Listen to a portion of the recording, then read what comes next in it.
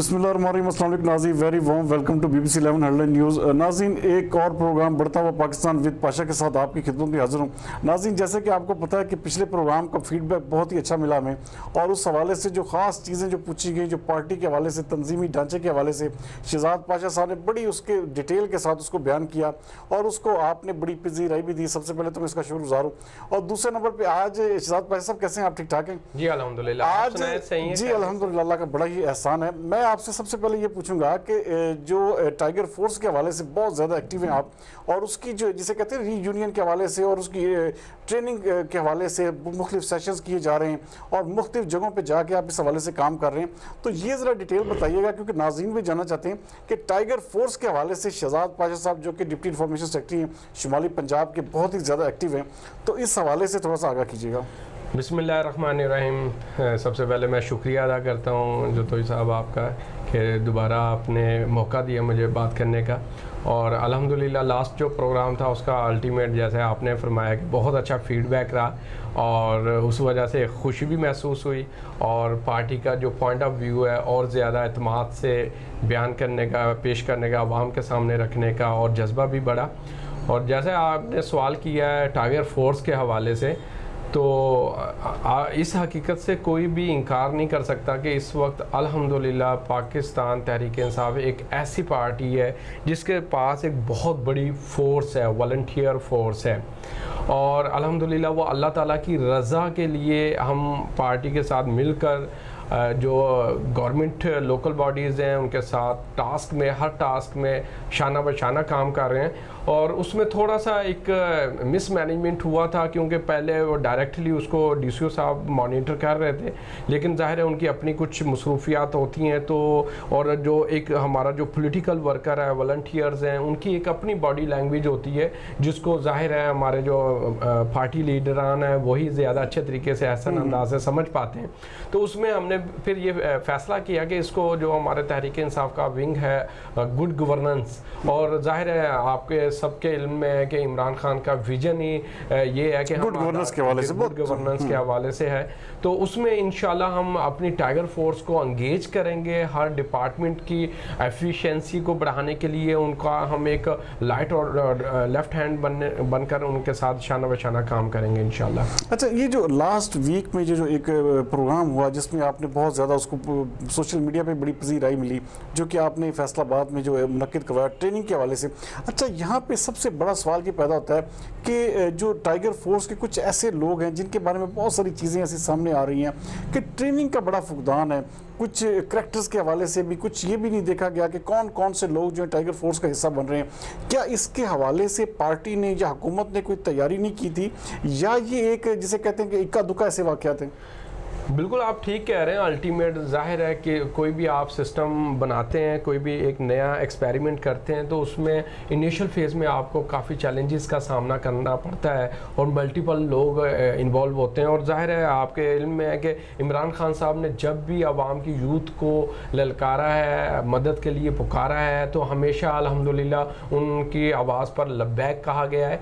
और अल्टीमेट इसी तरीके से बहुत से लोगों ने जज्बे के साथ टाइगर फोर्स को ज्वाइन किया। उसमें हर किस्म के स्किल्स के लोग हो सकते हैं, उनको ऑर्गेनाइज करना डेफिनेटली पार्टी का काम है।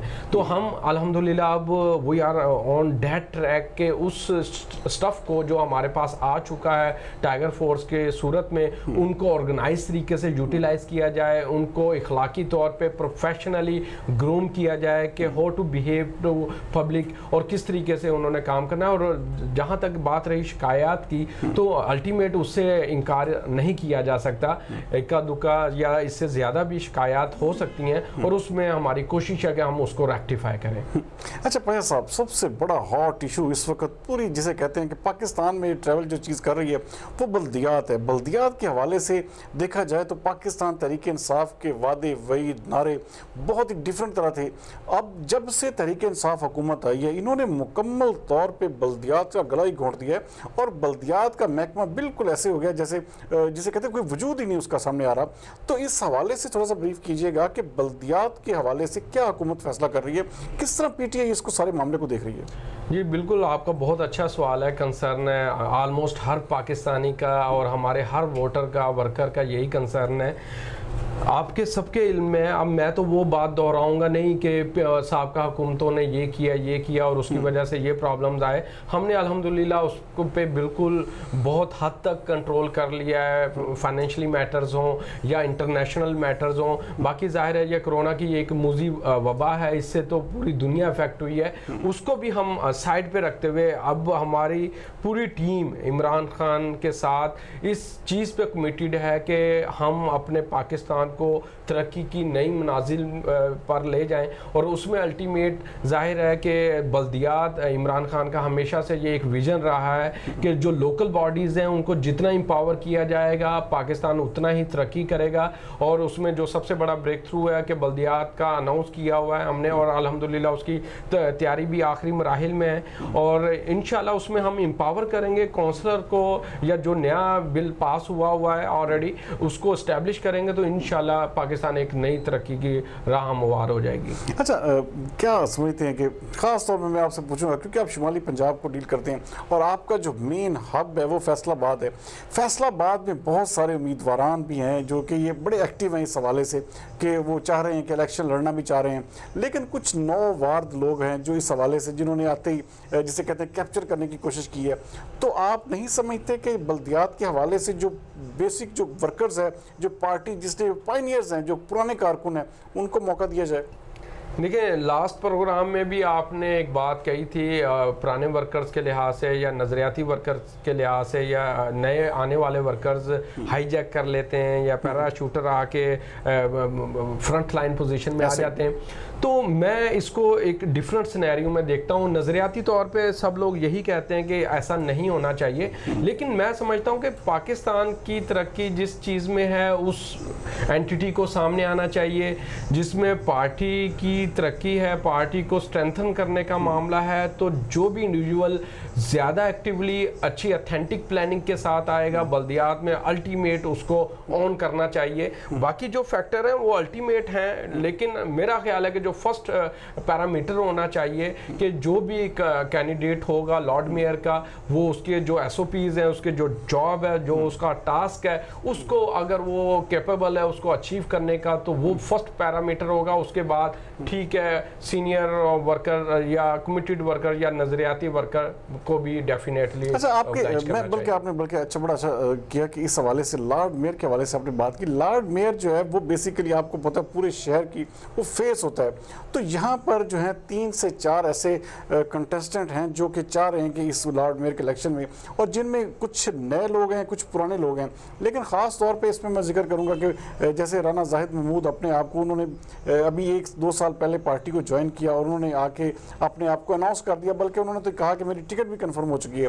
फिर सबसे बड़ी बात कि दूसरे नंबर पे जो आपके जो थे वो सरदार नदीम सादक डोगर, जिन्होंने अपोजिशन लीडर का पूरी नून लीग के सामना मुकाबला किया और वो पूरी पार्टी का मौक़िफ़ जिसे कहते हैं लेके चले और पार्टी के लिए कुर्बानियाँ दी। फिर अब्दुल्ला दुमड़ हैं। तो इसमें कौन ऐसा कैंडिडेट है, कौन सा आप समझते हैं कि जो सबसे बेहतर और कॉम्पिटेंट जिसे कहते हैं उम्मीदवार के तौर पर सामने आ गए?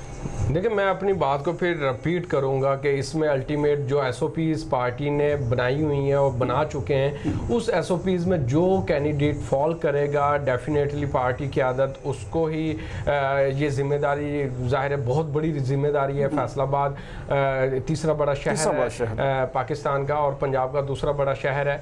तो अल्टीमेट हम इस चीज़ पे कंप्रोमाइज़ नहीं करेंगे। हम जो टैलेंट होगा, जो कैपेबिलिटी होगी, जो टेक्निकली रिक्वायरमेंट्स होंगी, जो बॉडी केमिस्ट्री नीडेड होगी इस सीट के लिए, हम उसको मलूज़ खातिर रखेंगे। उसमें अल्टीमेट ये फैक्टर डेफिनेटली काउंट करेगा कि किसने कुर्बानी दी है, लेकिन हम इस चीज़ पे रवायती एटीट्यूड नहीं रखेंगे। हमने जो एक SOPs तय कर चुके हैं हम उसको ही फॉलो करेंगे। अच्छा, नहीं आप क्या नहीं समझते कि सरदार नदीम सादक डोगर ने जिस तरह के पूरे जिसे कि नून लीग का दौर था उसमें बतौर अपोजिशन लीडर बहुत अहम किरदार अदा किया, और फिर उनके जिस तरह ये सारा का सारा एक पॉजिटिव रोल प्ले करने की वजह से पाकिस्तान तहरीक इंसाफ फैसलाबाद में ऐसे उभर के भी सामने आई।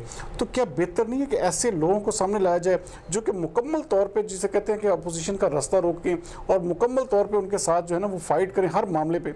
तो क्या ऐसे लोगों की हौसला अफजाई नहीं करनी चाहिए? ये बिल्कुल ठीक कह रहे हैं आप। उनकी जो खिदमात हैं पार्टी के लिए और जो बहुत ही मुश्किल वक्त में में उन्होंने पाकिस्तान तहरीक इंसाफ का फैसलाबाद में झंडा बुलंद किए रखा। इमरान खान का जो विजन था उसकी आवाज़ वो ईवानों में गुंजाते रहे और बोलते रहे, तो उसमें किसी पार्टी वर्कर को इनकार नहीं है।